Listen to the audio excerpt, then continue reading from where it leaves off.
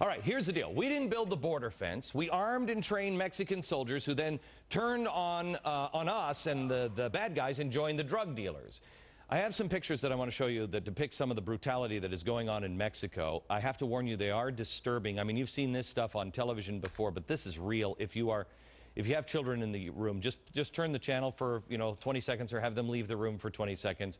They are no means the most graphic we have. They're the only ones that we feel suitable to air at this time.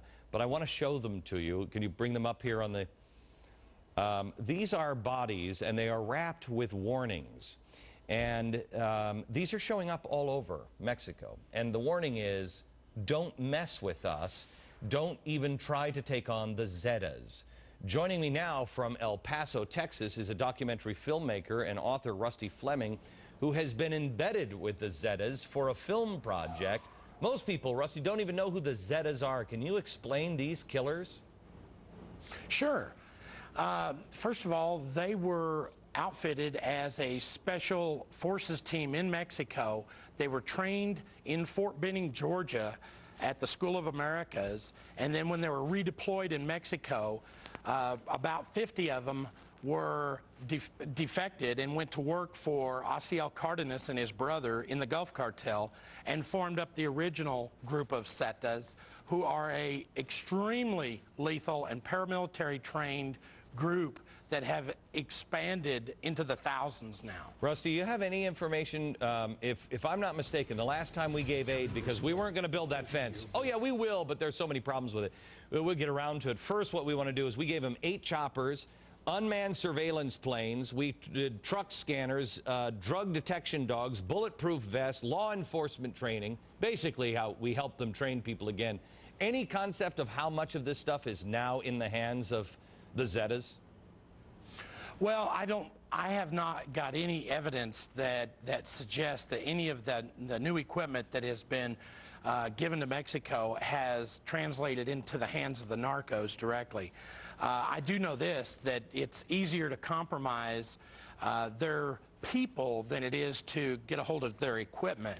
So from that aspect of it, it is a very prolific problem in Mexico. But it's not even just in Mexico. They're coming across and infiltrating. If I'm not mistaken, you made a film for U.S. schools that are along the border, warning about what's happening because they're coming into our schools, U.S. schools, and recruiting Americans to help them out, kidnap people and kill people, right or wrong. That's right. No, that's absolutely right. Well, it's a narco-terrorism awareness program that the U.S. Border Patrol put together. It's called Operation Detour, and what it is we took portions of my film Drug Wars and made the first 10 minutes, and then we did a...